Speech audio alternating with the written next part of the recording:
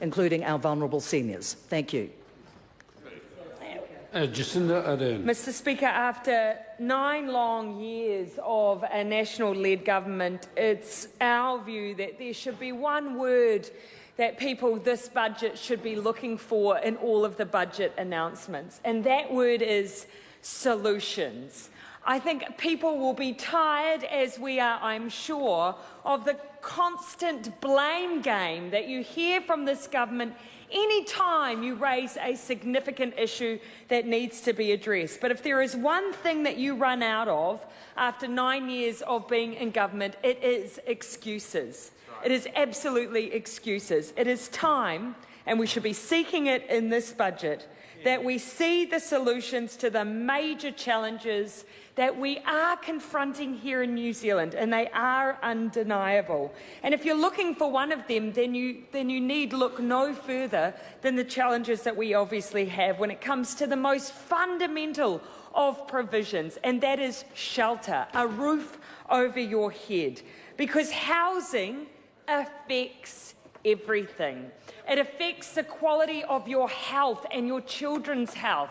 It affects your ability to put food on the table. It affects your stability to keep your kids in education, enrolled in their local school. It affects the stress and tension that your family experiences. It affects everything, and that is why it has been such a focus for us.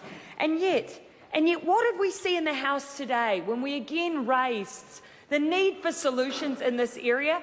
We had a Prime Minister who couldn't decide whether he wanted to blame Council, the media, Aucklanders or Salvation Army for the issues that we're facing, all of which is inexcusable when you have been in government for 9 years. No one has said it would be easy. No one, not even on this side of the House, have we ever claimed that resolving the housing crisis would be easy. But we have said it's an imperative. And we have offered up time and time again our new ideas, our fresh look at this problem.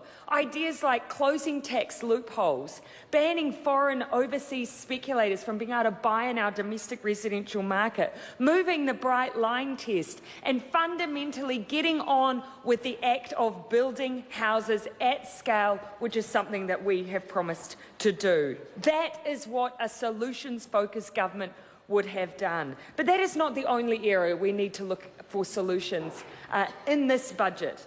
I have a major expectation that this government is going to do something to reduce inequality and the child poverty that we see in this country. I have looked for that every single budget. In fact, in one budget, 2011, we actually had a government who stood up and placed cuts to working for families that amounted to $448 million. They said it was to pay down debt. And what did we see instead? An increase in Crown debt. And what do we hear now? Rhetoric about this next budget, that they're finally going to do something around fixing working for families after they have time and time again adjusted abatements and cut and cut and cut away at that provision. It will be insufficient just to reverse some of the damage that has already been done. So I will be looking for real solutions that ease the pressure on families. I heard Stephen Joyce today, though, that when you look at a budget, that you shouldn't just look at inputs, you should look at outputs.